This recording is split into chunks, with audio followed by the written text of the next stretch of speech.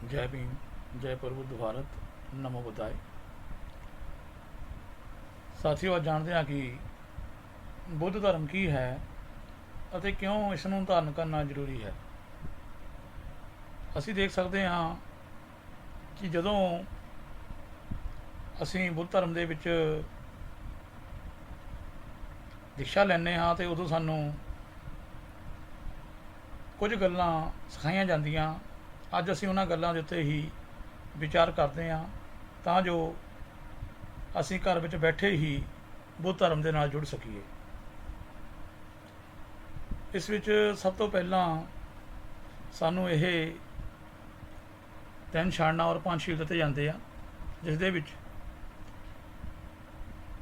ਕਿਹਾ ਜਾਂਦਾ ਹੈ ਕਿ ਨਮੋ ਤਸ ਭਗਵਤੋ ਅਰਹਤੋ ਸੰਮਾ ਸੰਬੁੱਧਸ, ਨਮੋ ਤਸ ਭਗਵਤੋ ਅਰਹਤੋ ਸੰਮਾ ਸੰਬੁੱਧਸ, ਨਮੋ ਤਸ ਭਗਵਤੋ ਅਰਹਤੋ ਸੰਮਾ ਸੰਬੁੱਧਸ। बुद्धं शरणं गच्छामि, धम्मं शरणं गच्छामि, संघं शरणं गच्छामि। इस तरह दूसरी और तीसरी बार भी यही शरण ਨੂੰ ਸਵੀਕਾਰ ਕੀਤਾ ਜਾਂਦਾ ਹੈ।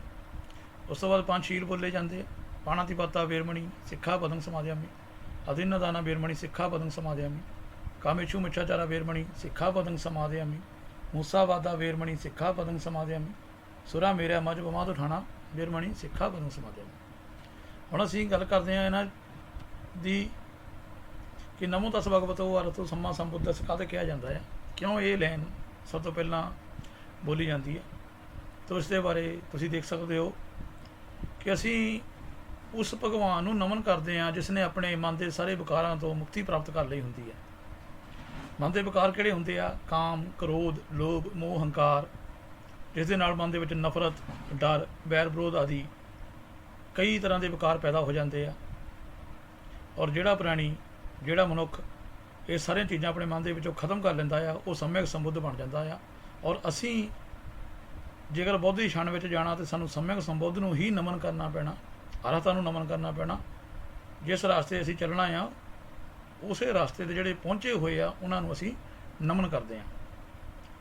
ਭਗਵਾਨ ਦਾ ਜਿਹੜਾ ਅਰਥ ਆ ਉਹ ਇਹ ਹੁੰਦਾ ਹੈ ਕਿ ਜਿਸ ਨੇ ਆਪਣੇ ਜੀਵਨ ਦੇ ਵਿੱਚੋਂ ਰਾਗ ਅਤੇ ਦਵੇਸ਼ ਨੂੰ ਪੂਰੀ ਤਰ੍ਹਾਂ ਖਤਮ ਕਰ ਦਿੱਤਾ। ਰਾਗ ਦਾ ਮਤਲਬ ਹੁੰਦਾ ਹੈ ਕਿ ਕਿਸੇ ਚੀਜ਼ ਨੂੰ ਪਾਉਣ ਦੇ ਲਈ ਮਨ ਵਿੱਚ ਲਾਲਚ ਦਾ ਪੈਦਾ ਹੋਣਾ, ਔਰ ਦਵੇਸ਼ ਦਾ ਮਤਲਬ ਹੁੰਦਾ ਹੈ ਕਿ ਕਿਸੇ ਚੀਜ਼ ਨੂੰ ਨਹੀਂ ਪਾਉਣ ਦੇ ਲਈ ਮਨ ਦੇ ਵਿੱਚ ਨਫ਼ਰਤ ਦੀ ਭਾਵਨਾ ਪੈਦਾ ਹੋਣਾ। ਸੋ ਭਗਵਾਨ ਬੁੱਧ ਨੇ ਦੱਸਿਆ ਕਿ ਇਹ ਸੰਸਾਰ ਸਾਰਾ ਨਿੱਤਿਆ ਹੈ, ਅਨਾਤਮ ਹੈ, ਵਿਪਰਿਣਾਮ ਧੰਮੋ ਹੈ, ਪ੍ਰਤੀ क्षण ਬਦਲ ਰਿਹਾ ਹੈ। ਤਾਂ ਇਸ ਸੰਸਾਰ ਦੀ ਕਿਸੇ ਵੀ ਚੀਜ਼ ਦੇ ਨਾਲ ਨਾ ਤਾਂ ਰਾਗ ਕਰੋ ਨਾ ਹੀ ਦਵੇਸ਼ ਕਰੋ, ਕਿਉਂਕਿ ਇਸ ਸੰਸਾਰ ਦੀ ਕੋਈ ਵੀ ਚੀਜ਼ ਸਦਾ ਉਸੇ ਤਰ੍ਹਾਂ ਦੀ ਰਹਿਣ ਵਾਲੀ ਨਹੀਂ ਹੈ, ਨਾ ਹੀ ਤੁਹਾਡਾ ਮਨ ਉਸੇ ਤਰ੍ਹਾਂ ਦਾ ਹੀ ਰਹਿਣ ਵਾਲਾ ਹੈ।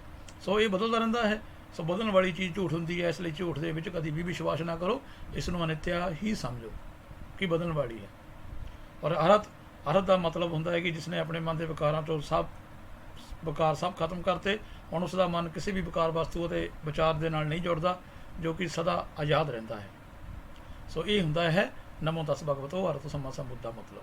ਹੁਣ ਅਸੀਂ ਚੱਲਦੇ ਹਾਂ ਕਿ ਜਿਹੜੇ ਤਿੰਨ ਛਾੜਨਾ ਆ ਉਹ ਕਿਹਾ ਆ? ਬੁੱਧੰ ਸ਼ਰਣੰ ਗੱਛਾਮि, ਧੰਮੰ ਸ਼ਰਣੰ ਗੱਛਾਮि, ਸੰਘੰ ਸ਼ਰਣੰ ਗੱਛਾਮि। ਇਹ ਤਿੰਨ ਵਾਰੀ ਕਹਿਣਾ ਪੈਂਦਾ। ਦੂਸਰੀ ਵਾਰੀ ਕਹਿਣ ਲਈ ਦੁਤਿਆਂਪੀ ਸ਼ਬਦ ਵਰਤਣਾ ਪੈਂਦਾ, ਔਰ ਤੀਸਰੀ ਵਾਰੀ ਕਹਿਣ ਦੇ ਲਈ ਤਤਿਆਂਪੀ ਸ਼ਬਦ ਵਰਤਣਾ ਪੈਂਦਾ। ਤੁਸੀਂ ਦੇਖ ਸਕਦੇ ਹੋ ਬੁੱਧ ਛਣ ਤੋਂ ਭਾਵ ਹੈ ਗਿਆਨ ਦੀ ਛਣ ਵਿੱਚ ਜਾਣਾ, ਆਪਣੀ ਸੁਰਤ ਦੀ ਛਣ ਵਿੱਚ ਜਾਣਾ, ਸਦਾ ਜਾਗਦੇ ਰਹਿਣਾ, ਪਿਆਰ ਦੀ ਛਣ ਵਿੱਚ ਜਾਣਾ। ਅਸੀਂ ਚਾਹੁੰਦੇ ਹਾਂ ਕਿ ਸਾਨੂੰ ਗਿਆਨ ਹੋ ਜਾਵੇ, ਸਾਡੀ ਸੁਰਤ ਸਦਾ ਕਾਇਮ ਰਹੇ, ਪਰ ਉਹ ਕਿਵੇਂ ਕਾਇਮ ਰਹਿਣੀ ਹੈ? ਉਸ ਦੇ ਲਈ ਜਿਹੜੇ ਪੰਜ ਸ਼ੀਲ ਦਿੱਤੇ ਜਾਂਦੇ ਆ ਉਹਨਾਂ 'ਤੇ ਸਾਨੂੰ ਆਚਰਣ ਕਰਨਾ ਪਵੇਗਾ। ਸੋ ਆਪਣੀ ਬੁੱਧੀ ਨੂੰ ਜਗਾਉਣ ਦੇ ਲਈ ਉਸ ਦੀ ਛਣ ਜਿਹੜੀ ਆ ਉਹ ਜ਼ਰੂਰੀ ਹੈ। ਕਿਸੇ ਦੇ ਮਗਰ ਨਹੀਂ ਲੱਗਣਾ। ਆਪੋ ਦੀਪੋ ਭਵਾ, ਆਪਣੇ ਦੀਪਕ ਖੁਦ ਬਣਨਾ। ਦੂਸਰੀ ਛਣ ਹੈ ਧੰਮ ਦੀ ਛਣ, ਪ੍ਰਕਿਰਤੀ ਦੀ ਸ਼ਰਨ, ਕੁਦਰਤ ਦੇ ਕਾਨੂੰਨ ਦੀ ਸ਼ਰਨ, ਜਿਸ ਦੇ ਨਾਲ ਤੁਹਾਡਾ ਮਨ ਜਿਹੜਾ ਸ਼ੁੱਧ ਆਚਰਣ ਕਰਨਾ ਹੋ ਜਾਵੇਗਾ। ਔਰ ਤੀਸਰੀ ਛਣ ਹੈ ਸੰਘ ਦੀ ਛਣ, ਮਿਹਨਤੀ, ਇਮਾਨਦਾਰ, ਸ਼ੀਲ ਸਦਾਚਾਰੀਆਂ ਦੀ ਸੰਗਤ। ਜਿੱਦਾਂ ਅਸੀਂ ਬਾਬਾ ਸਾਹਿਬ ਜੀ ਦੀ ਸੰਗਤ ਕਰਦੇ ਹਾਂ, ਉਹਨਾਂ ਦੇ ਦਿਖਾਏ ਹੋਏ ਰਸਤੇ ਚੱਲਦੇ ਹਾਂ। ਇਸ ਤਰ੍ਹਾਂ ਜਿਨ੍ਹਾਂ ਨੇ ਆਪਣੇ ਮਨ ਨੂੰ ਕਾਬੂ ਕੀਤਾ ਸੀ, ਆਪਣੇ ਵਿਕਾਰਾਂ ਨੂੰ ਕਾਬੂ ਕਰ ਲਿਆ ਸੀ, ਔਰ ਉਹਨਾਂ ਨੇ ਇਸ ਸੰਸਾਰ ਦੇ ਵਿੱਚ ਰਹਿੰਦੇ ਹੋਏ ਆਪਣੇ ਆਪ ਨੂੰ ਬੋਧੀਸਤਵ ਬਣਾਇਆ। ਸਤਿਗੁਰੂ ਰਵਿਦਾਸ ਮਹਾਰਾਜ ਜੀ, ਕਬੀਰ ਜੀ, ਸਤਿਗੁਰੂ ਕਬੀਰ ਜੀ, ਬਾਬਾ ਸਾਹਿਬ ਡਾਕਟਰ ਅੰਬੇਦਕਰ ਜੀ, ਇਹ ਉਹਨਾਂ ਇਨਸਾਨਾਂ ਦੇ ਵਿੱਚ ਆ। ਹੋਰ ਵੀ ਬੜੇ ਆ, ਤੁਸੀਂ ਆਪਣੇ ਮਹਾਂਪੁਰਸ਼ਾਂ ਨੂੰ ਯਾਦ ਕਰ ਸਕਦੇ ਹਾਂ। ਸੋ ਇਹ ਤਿੰਨੇ ਸ਼ਾਨਾਂ ਸਾਡੇ ਲਈ ਬਹੁਤ ਜ਼ਰੂਰੀ ਆ। ਕਹਿੰਦੇ ਆ ਬੁੱਧ ਧੰਮ ਚ ਪਚੇਕ ਸ਼ੁੱਧ ਸੰਗਾ ਚ ਸਾਮਿਕਾ ਦਸੋ ਹਮ ਸਿੰਘ ਮੇ ਤੇ ਸੰਗ ਗੁਣ ਠਾਤੂ ਸਿਰੇ ਸਦਾ, ਕਿ ਬੁੱਧ ਧੰਮ ਅਤੇ ਸ਼ੁੱਧ ਸੰਗ ਦੇ ਜਿਹੜੇ ਗੁਣ ਆ ਉਹ ਮੇਰੇ ਸਿਰ ਦੇ ਉੱਤੇ ਹਮੇਸ਼ਾ ਬਣੇ ਰਹਿਣ। ਭਗਵਾਨ ਬੁੱਧ ਨੇ ਇਹ ਲਾਈਨ ਸਾਡੇ ਲਈ ਲਿਖੀ ਸੀ, ਦੱਸੀ ਹੈ ਸਾਨੂੰ। ਹੁਣ ਅਸੀਂ ਪੰਜ ਸ਼ੀਲ ਦੇਖਦੇ ਹਾਂ। ਪੰਜ ਸ਼ੀਲਾਂ ਦੇ ਵਿੱਚ ਪਹਿਲਾ ਆ ਪਾਣਾਤਿਪਾਤਾ ਵੇਰਮਣੀ ਸਿੱਖਾ ਪਦੰ ਸਮਾਧਿਆਮੀ। ਮਤਲਬ ਕਿ ਕਿਸੇ ਵੀ ਪ੍ਰਾਣੀ ਨੂੰ ਆਪਣੀ ਕਾਇਆ ਬਾਣੀ ਨਾਲ ਦੁਖੀ ਨਹੀਂ ਕਰਨਾ ਅਤੇ ਨਾ ਹੀ ਕਿਸੇ ਜੀਵ ਦੀ ਆਪਣੇ ਸਵਾਰਥ ਲਈ ਹੱਤਿਆ ਕਰਨੀ। ਇਸ ਤਰ੍ਹਾਂ ਕਰਨ ਨਾਲ ਤੁਹਾਡੇ ਚਿੱਤ ਦੀ ਧਾਰਾ ਤੋਂ ਕੁਦਰਤ ਵਿੱਚ ਦੁੱਖ ਦਾ ਜਨਮ ਹੋਵੇਗਾ ਅਤੇ ਜਦੋਂ ਹੀ ਤੁਸੀਂ ਕਿਸੇ ਨੂੰ ਦੁਖੀ ਕੀਤਾ ਤੇ ਤੁਹਾਡੇ ਲਈ ਦੁੱਖ ਹੀ ਪੈਦਾ ਹੋਵੇਗਾ। ਇਹ ਦੁੱਖ ਜਿਸ ਦਾ ਜਨਮ ਤੁਹਾਡੇ ਰਾਹੀਂ ਬਾਹਰਲੇ ਸੰਸਾਰ ਵਿੱਚ ਹੋਇਆ ਸੀ, ਪਰ ਇਹ ਦੁੱਖ ਦਾ ਅਸਲੀ ਜਨਮ ਤੁਹਾਡੇ ਆਪਣੇ ਖੁਦ ਦੇ ਮਨ ਵਿੱਚ ਹੋ ਗਿਆ ਹੈ। ਹੁਣ ਉਹ ਦੁੱਖ ਵੱਡਾ ਹੋ ਕੇ ਤੁਹਾਡੇ ਸਾਹਮਣੇ ਆਉਂਦਾ ਰਹੇਗਾ। ਇਸ ਲਈ ਪ੍ਰਕਿਰਤੀ ਦੇ ਕਾਨੂੰਨ ਨੂੰ ਸਾਨੂੰ ਸਮਝਣਾ ਬਹੁਤ ਜ਼ਿਆਦਾ ਜ਼ਰੂਰੀ ਆ ਕਿ ਪ੍ਰਕਿਰਤੀ ਕਿੱਦਾਂ ਦੁੱਖ ਤਿਆਰ ਕਰਦੀ ਆ ਔਰ ਕਿੱਦਾਂ ਅਸੀਂ ਉਸ ਦੁੱਖ ਦੀ ਚਪੇਟ ਦੇ ਵਿੱਚ ਫਸੇ ਹੋਏ ਹਾਂ। ਇਸ ਲਈ ਜਾਣੇ ਅਣਜਾਣੇ ਵਿੱਚ ਵੀ ਕਿਸੇ ਜੀਵ ਨੂੰ ਦੁਖੀ ਨਾ ਕਰੋ। ਆਪਣੇ ਜੀਵ ਦੇ ਸਵਾਦ ਦੇ ਲਈ ਕਿਸੇ ਵੀ ਜੀਵ ਦੀ ਬਲੀ ਨਾ ਦਿਓ। ਉਹਦੇ ਵਿੱਚ ਜੀਵ ਆ। ਸਾਡੇ ਲੋਕ ਮਾंस ਖਾਂਦੇ ਆ, ਪਰ ਜਦੋਂ ਕੋਈ ਪ੍ਰਾਣੀ ਮ੍ਰਿਤੂ ਹੋ ਜਾਂਦਾ ਆ, ਜਦੋਂ ਇਕੱਲਾ ਮਾंस ਦਾ ਟੋਟਾ ਰਹਿ ਜਾਂਦਾ, ਉਦੋਂ ਤੁਸੀਂ ਉਹਨੂੰ ਖਾ ਸਕਦੇ ਆ। ਪਰ ਜੇਕਰ ਤੁਸੀਂ ਕਿਸੇ ਦੀ ਜਾਨ ਲੈ ਕੇ ਉਹਨੂੰ ਆਪਣੇ ਜੀਵ ਦੇ ਸਵਾਦ ਦੇ ਲਈ ਉਹਨੂੰ ਮਾਰਦੇ ਆ ਤਾਂ ਸਮਝ ਲਓ ਉਸ ਜੀਵ ਨੂੰ ਜਿਹੜਾ ਦੁੱਖ ਹੁੰਦਾ ਹੈ ਉਹ ਤੁਹਾਡੇ ਹੀ ਬੀਜ ਦੇ ਵਿੱਚ ਪੈਦਾ ਹੋ ਜਾਂਦਾ ਔਰ ਤੁਹਾਨੂੰ ਉਹ ਫਲ ਜ਼ਰੂਰ ਦੇਵੇਗਾ। ਕਿਤੇ ਨਾ ਕਿਤੇ ਤੁਸੀਂ ਵੀ ਉਸ ਜੀਵ ਦੇ ਵਾਂਗੂ ਦੁਖੀ ਜ਼ਰੂਰ ਹੋਵੋਗੇ। ਇਹ ਕੁਦਰਤ ਦਾ ਨਿਯਮ ਹੈ, ਜੋ ਬੀਜੋਗੇ ਉਹੀ ਹੀ ਵੱਢੋਗੇ। ਸੋ ਭਗਵਾਨ ਬੁੱਧ ਨੇ ਦੱਸਿਆ ਕਿ ਜੇਕਰ ਤੁਸੀਂ ਦੁੱਖਾਂ ਤੋਂ ਮੁਕਤੀ ਚਾਹੁੰਦੇ ਹੋ ਤਾਂ ਆਪਣੇ ਮਨ ਦੇ ਵਿੱਚ ਪਹਿਲਾ ਸ਼ੀਲ ਪਾਣਾਤਿਪਾਤਾ ਵੇਰਮਣੀ ਸਿੱਖਾ ਪਦੰ ਸਮਾਧਿਆਮੀ, ਕਿ ਕਿਸੇ ਜੀਵ ਨੂੰ ਦੁੱਖ ਨਹੀਂ ਦੇਣਾ ਕਿਸੇ ਵੀ ਤਰ੍ਹਾਂ ਕਾਇਆ ਬਾਣੀ ਚਿੱਤ ਦੇ ਨਾਲ, ਤੇ ਤੁਸੀਂ ਇਸ ਦੁੱਖ ਤੋਂ ਬਚ ਸਕਦੇ ਹੋ। ਇਸੇ ਤਰ੍ਹਾਂ ਦੂਸਰਾ ਸ਼ੀਲ ਹੈ ਅਧਿਨਾ ਦਾਨਾ ਵੇਰਮਣੀ ਸਿੱਖਾ ਪਦੰ ਸਮਾਧਿਆਮੀ। ਹੁਣ ਅਧਿਨਾ ਦਾਨਾ ਵੇਰਮਣੀ ਦਾ ਮਤਲਬ ਆ ਚੋਰੀ ਨਹੀਂ ਕਰਨੀ। ਭਗਵਾਨ ਬੁੱਧ ਦਾ ਜਿਹੜਾ ਸ਼ੀਲ ਹੈ ਦੂਸਰਾ, ਕਿ ਕਿਸੇ ਵੀ ਇਨਸਾਨ ਦੀ ਕੋਈ ਵਸਤੂ ਦੀ ਚੋਰੀ ਨਹੀਂ ਕਰਨੀ। ਚੋਰੀ ਉਹੀ ਇਨਸਾਨ ਕਰ ਸਕਦਾ ਜਿਸ ਦੇ ਮਨ ਦੇ ਵਿੱਚ ਕਾਮਨਾਵਾਂ ਦਾ ਵਾਰ-ਵਾਰ ਜਨਮ ਹੁੰਦਾ ਰਹਿੰਦਾ ਹੈ, ਅਤੇ ਕਾਮਨਾਵਾਂ ਸਾਰੇ ਹੀ ਦੁੱਖਾਂ ਦਾ ਘਰ ਆ। ਇਸ ਲਈ ਭਗਵਾਨ ਬੁੱਧ ਨੇ ਮਨੁੱਖ ਜਾਤੀ ਨੂੰ ਕਿਸੇ ਵੀ ਦੂਸਰੇ ਦੀ ਕੋਈ ਵਸਤੂ ਨਾ ਚੋਰੀ ਕਰਨ ਤੋਂ ਮਨਾ ਕੀਤਾ ਸੀ। ਕਿਉਂਕਿ ਜਦੋਂ ਵੀ ਕੋਈ ਇਨਸਾਨ ਕਿਸੇ ਵੀ ਵਸਤੂ ਦੀ ਚੋਰੀ ਕਰਦਾ ਹੈ ਤਾਂ ਜਿਸ ਦੀ ਵਸਤੂ ਚੋਰੀ ਹੁੰਦੀ ਹੈ ਉਸ ਦੇ ਮਨ ਦੇ ਵਿੱਚ ਦੁੱਖ ਦਾ ਜਨਮ ਉਸੇ ਸਮੇਂ ਹੋ ਜਾਂਦਾ ਹੈ ਜਦੋਂ ਹੀ ਉਸ ਨੂੰ ਪਤਾ ਲੱਗਦਾ ਹੈ ਕਿ ਉਸ ਦੀ ਵਸਤੂ ਚੋਰੀ ਹੋ ਗਈ। ਹੁਣ ਜੇਕਰ ਉਸ ਦੇ ਮਨ ਦੇ ਵਿੱਚ ਦੁੱਖ ਪੈਦਾ ਹੋਇਆ ਤੇ ਜਿਸ ਨੇ ਉਸ ਦੀ ਵਸਤੂ ਨੂੰ ਚੋਰੀ ਕੀਤੀ ਆ ਉਸ ਦੇ ਮਨ ਦੇ ਵਿੱਚ ਵੀ ਦੁੱਖ ਦਾ ਬੀਜ ਆਟੋਮੈਟਿਕਲੀ ਪੈਦਾ ਹੋ ਜਾਂਦਾ ਹੈ। क्योंकि प्रकृति का निजम है, जो दोगे वही बढ़ोगे।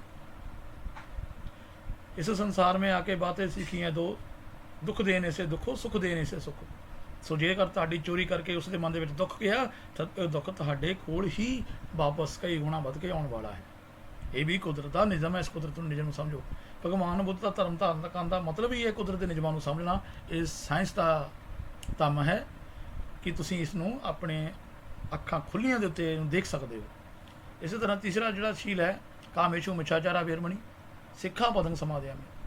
ਕਾਮੇਸ਼ੂ ਮਿੱਛਾਚਾਰੀ ਕਿਸੇ ਵੀ ਔਰਤ ਦੇ ਨਾਲ ਦੁਰਾਚਾਰ ਨਹੀਂ ਕਰਨਾ, ਵਿਵਚਾਰ ਨਹੀਂ ਕਰਨਾ, ਕਿਸੇ ਵੀ ਔਰਤ ਨੂੰ ਦੁਖੀ ਨਹੀਂ ਕਰਨਾ, ਉਸ ਨੂੰ ਆਪਣੇ ਹਵਸ ਦੇ ਲਈ ਉਸ ਨੂੰ ਲੁੱਟਣਾ ਨਹੀਂ, ਉਸ ਦੇ ਮਨ ਨੂੰ ਕਿਸੇ ਵੀ ਪ੍ਰਕਾਰ ਦੁਖੀ ਨਹੀਂ ਕਰਨਾ। ਕਿਉਂਕਿ ਜਦੋਂ ਹੀ ਤੁਹਾਡੇ ਦੁਆਰਾ ਉਸ ਨੂੰ ਉਸ 'ਤੇ ਜ਼ੋਰ ਜ਼ਬਰਦਸਤੀ ਕੀਤੀ ਜਾਊਗੀ ਤਾਂ ਉਸ ਦੇ ਮਨ ਦੇ ਵਿੱਚ ਬਹੁਤ ਤੇਜ਼ੀ ਦੇ ਨਾਲ ਦੁੱਖ ਪੈਦਾ ਹੁੰਦਾ ਔਰ ਉਹ ਦੁੱਖ ਤੁਹਾਡੇ ਵਿੱਚ ਹੀ ਤੁਹਾਡੇ ਵੱਲ ਨੂੰ ਹੀ ਵਧੇਗਾ। ਅਸੀਂ ਦੇਖਦੇ ਹਾਂ ਇਸ ਸੰਸਾਰ ਦੇ ਵਿੱਚ ਬਾਬਾ ਸਾਹਿਬ ਡਾਕਟਰ ਭੀਮ ਰਾਓ ਅੰਬੇਡਕਰ ਜੀ ਨੇ ਧਾਰਾ ਲਗਾਈ ਹੈ ਕਿ ਜੋ ਵੀ ਇਨਸਾਨ ਕਿਸੇ ਵੀ ਔਰਤ ਦੇ ਨਾਲ ਦੁਰਾਚਾਰ ਵਿਵਚਾਰ ਕਰਦਾ ਹੈ ਉਸ ਨੂੰ ਸਜ਼ਾਏ ਮੌਤ ਦਿੱਤੀ ਜਾਵੇ, ਫਾਂਸੀ ਦਿੱਤੀ ਜਾਵੇ, ਕਿਉਂਕਿ ਉਹ ਪ੍ਰਕਿਰਤੀ ਦੇ ਕਾਨੂੰਨ ਨੂੰ ਸਮਝ ਗਿਆ ਸੀ। ਉਹਨਾਂ ਨੂੰ ਪਤਾ ਹੈ ਕਿ ਕਿਸੇ ਵੀ ਇਨਸਾਨ ਜੇਕਰ ਕੋਈ ਵੀ ਮਨੁੱਖ ਕਿਸੇ ਕੋਈ ਮਨੁੱਖ ਬੰਦਾ ਕਿਸੇ ਵੀ ਔਰਤ ਨੂੰ ਦੁੱਖ ਦਿੰਦਾ ਹੈ ਔਰ ਉਸ ਨਾਲ ਦੁਰਾਚਾਰ ਕਰਦਾ ਹੈ ਤਾਂ ਉਸ ਨੂੰ ਇਸ ਸੰਸਾਰ ਦੇ ਵਿੱਚ ਰਹਿਣ ਦਾ ਕੋਈ ਹੱਕ ਨਹੀਂ ਹੈ। ਉਹ ਬਹੁਤ ਦੁਖੀ ਰਹੇਗਾ ਔਰ ਉਸ ਦੀ ਮੌਤ ਦੀ ਸਜ਼ਾ ਹੀ ਉਸ ਨੂੰ ਇਸ ਦੁੱਖਾਂ ਤੋਂ ਬਚਾ ਸਕਦੀ ਹੈ। ਇਸ ਲਈ ਉਸਨੇ ਉਸ ਨੂੰ ਦੁੱਖ ਦੀ ਦੰਡ ਸੀ, ਉਸ ਨੂੰ ਦੁੱਖ ਦੇ ਵਿੱਚ ਮੌਤ ਦੀ ਸਜ਼ਾ ਦਾ ਦਿੱਤਾ ਗਿਆ। ਸੋ ਜੇਕਰ ਤੁਸੀਂ ਚਾਹੁੰਦੇ ਆ ਕਿ ਇਹ ਸੰਸਾਰ ਇਹ ਭਾਰਤ ਦੇਸ਼ ਬਾਬਾ ਸਾਹਿਬ ਦੇ ਅਨੁਸਾਰ ਬੁੱਧਮਈ ਬਣ ਜਾਵੇ ਤਾਂ ਸਾਨੂੰ ਇਹ ਸ਼ੀਲ ਦੀ ਬਹੁਤ ਤੇਜ਼ੀ ਦੇ ਨਾਲ ਔਰ ਬਹੁਤ ਹੀ ਸੋਚ ਸਮਝ ਕੇ ਪਾਲਣਾ ਕਰਨੀ ਪਵੇਗੀ। ਇਸੇ ਤਰ੍ਹਾਂ ਚੌਥਾ ਸ਼ੀਲ ਹੈ ਮੁਸਾਵਾਦਾ ਵੇਰਮਣੀ ਸਿੱਖਾ ਪਦੰ ਸਮਾਧਿਆਮੀ। ਮੁਸਾਵਾਦਾ ਕਿਸੇ ਦੀ ਚੁਗਲੀ ਨਹੀਂ ਕਰਨੀ, ਕਿਸੇ ਪ੍ਰਤੀ ਕੌੜੇ ਬੋਲ ਨਹੀਂ ਬੋਲਣੇ, ਝੂਠ ਬੋਲ ਕੇ ਕਿਸੇ ਨੂੰ ਨਹੀਂ ਲੁੱਟਣਾ, 420 ਨਹੀਂ ਕਰਨੀ। ਜੇਕਰ ਤੁਸੀਂ ਚਾਹੁੰਦੇ ਹੋ ਕਿ ਤੁਹਾਨੂੰ ਕੋਈ ਝੂਠ ਨਾ ਬੋਲੇ, ਤੁਹਾਡੀ ਕੋਈ ਚੁਗਲੀ ਨਾ ਕਰੇ, ਤੁਹਾਨੂੰ ਕੋਈ ਨਾ ਲੁੱਟੇ, ਤਾਂ ਤੁਸੀਂ ਵੀ ਆਪਣੇ ਮਨ ਦੇ ਵਿੱਚ ਇਹ ਵਿਚਾਰ ਪੈਦਾ ਕਰ ਲਓ ਕਿ ਅੱਜ ਤੋਂ ਬਾਅਦ ਮੈਂ ਆਪਣੇ ਮਨ ਬਾਣੀ ਦੇ ਨਾਲ ਕਿਸੇ ਨੂੰ ਵੀ ਝੂਠ ਨਹੀਂ ਬੋਲਣਾ, ਕਿਸੇ ਨੂੰ ਵੀ ਨਹੀਂ ਲੁੱਟਣਾ। ਕਿਉਂਕਿ ਮੈਨੂੰ ਇੰਨੀ ਗੱਲ ਦੀ ਸਮਝ ਆ ਗਈ ਆ ਕਿ ਮੈਂ ਜੋ ਵੀ ਬੋਲਦਾ ਹਾਂ, ਜੋ ਵੀ ਕਰਦਾ ਹਾਂ, ਉਹ ਮੇਰੇ ਹੀ ਮਨ ਦੇ ਵਿੱਚ ਪੈਦਾ ਹੋ ਜਾਂਦਾ ਹੈ।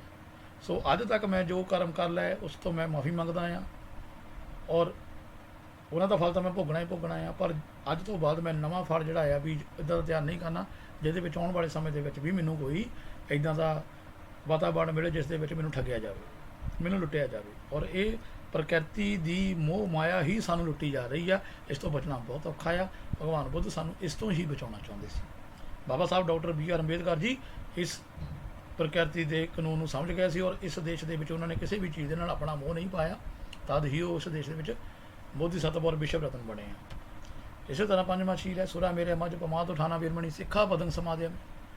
ਸੁਰਾ ਮੇਰੇ ਮੱਝ, ਸੁਰਾ ਮੇਰੇ ਮੱਝ ਦਾ ਮਤਲਬ ਨਸ਼ਾ ਨਹੀਂ ਕਰਨਾ, ਕੱਚੀ ਪੱਕੀ ਸ਼ਰਾਬ, ਕੋਈ ਵੀ ਇੱਦਾਂ ਦੀ ਚੀਜ਼ ਜਿਹੜੀ ਤੁਹਾਡੇ ਮਨ ਦੇ ਵਿੱਚ ਵਿਕਾਰਾਂ ਨੂੰ ਪੈਦਾ ਕਰੇ ਔਰ ਤੁਹਾਡੀ ਬੁੱਧੀ ਨੂੰ ਖਤਮ ਕਰ ਦੇਵੇ।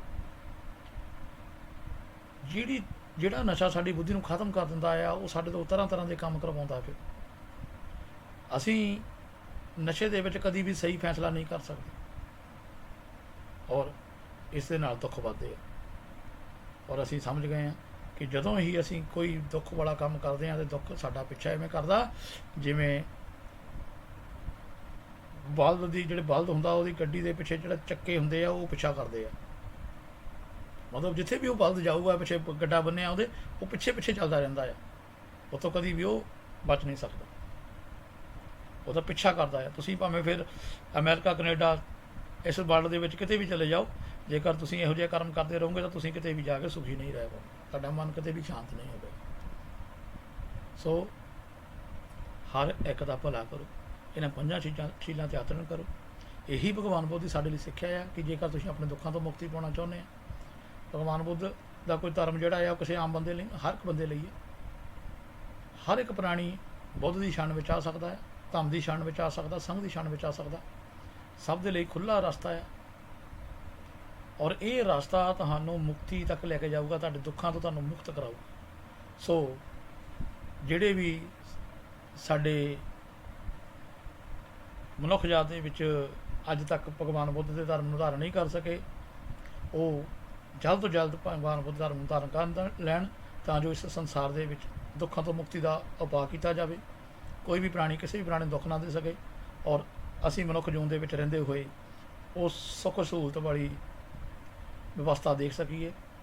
ਅਸੀਂ ਆਪਣੇ ਬੱਚਿਆਂ ਦੇ ਲਈ ਇਸ ਅਜਿਹਾ ਵਾਤਾਵਰਨ ਤਿਆਰ ਕਰ ਸਕੀਏ ਜਿੱਥੇ ਵਿੱਚ ਉਹਨਾਂ ਨੂੰ ਕੋਈ ਲੁੱਟੇ ਨਾ, ਕੋਈ ਠੱਗੇ ਨਾ, ਕੋਈ ਮਾਰੇ ਨਾ, ਕੋਈ ਕੁੱਟੇ ਨਾ, ਔਰ ਬੜੇ ਵਧੀਆ ਜੀਵਨ ਬਤੀਤ ਕਰਨ। ਉਹ ਗੁਰਦਾਸ ਜੀ ਜਿਸ ਬੇਗਮਪੁਰੇ ਦੀ ਗੱਲ ਕਰਦੇ ਸੀ, ਉਹ ਬੇਗਮਪੁਰਾ ਇਸੇ ਤਰੀਕੇ ਨਾਲ ਵਸਣਾ ਆ। ਇਹ ਪੰਜ ਸ਼ੀਲ ਹੀ ਤੁਹਾਡੇ ਲਈ ਬੇਗਮਪੁਰੇ ਦਾ ਨਿਰਮਾਣ ਕਰਨਗੇ, ਹੋਰ ਕੋਈ ਵੀ ਰਸਤਾ ਨਹੀਂ ਹੈ। ਇਸ ਤੋਂ ਬਾਅਦ ਅਸ਼ਟਾਂਗਿਕ ਮਾਰਗ ਚੱਲਦਾ ਹੈ, 10 ਪਾਰਮਤਾਵਾਂ ਹੁੰਦੀਆਂ, ਉਸ ਦੇ ਬਾਰੇ ਵੀ ਆਪਾਂ ਬਾਅਦ ਵਿੱਚ ਵਿਚਾਰ ਕਰਾਂਗੇ। ਪਰ ਜੇਕਰ ਤੁਸੀਂ ਬੁੱਧ ਦੀ ਸ਼ਾਨ ਵਿੱਚ ਆਉਣਾ ਚਾਹੁੰਦੇ ਆ, ਧੰਮ ਦੀ ਸ਼ਾਨ ਵਿੱਚ ਆਉਣਾ ਚਾਹੁੰਦੇ, ਸੰਘ ਦੀ ਸ਼ਾਨ ਵਿੱਚ ਆਉਣਾ ਚਾਹੁੰਦੇ ਆ, ਤਾਂ ਇਹ ਪੰਜਾਂ ਸ਼ੀਲਾਂ ਦੇ ਉੱਤੇ ਪੂਰਨ ਪਹਿਰਾ ਲਾਓ। ਸੋ ਇੰਨੀ ਗੱਲ ਕਹਿੰਦਾ ਹੋਇਆ ਮੈਂ ਆਪ ਸਭ ਦੇ ਲਈ ਮੰਗਲ ਕਾਮਨਾ ਕਰਦਾ ਕਿ ਆਪ ਸਭ ਦੀ ਜ਼ਿੰਦਗੀ ਦੇ ਵਿੱਚ ਭਗਵਾਨ ਬੁੱਧ ਦਾ ਧਰਮ ਜਲਦੀ ਜਲਦੀ ਆਵੇ, ਔਰ ਆਪ ਸਭ ਵੀ ਆਪਣੇ ਦੁੱਖਾਂ ਤੋਂ ਮੁਕਤੀ ਦੇ ਰਸਤੇ ਦੇ ਲਈ ਤਿਆਰ ਹੋ ਜਾਓ। ਜੈ ਭੀਮ, ਜੈ ਭਾਰਤ, ਨਮੋ ਬੁੱਧਾਏ।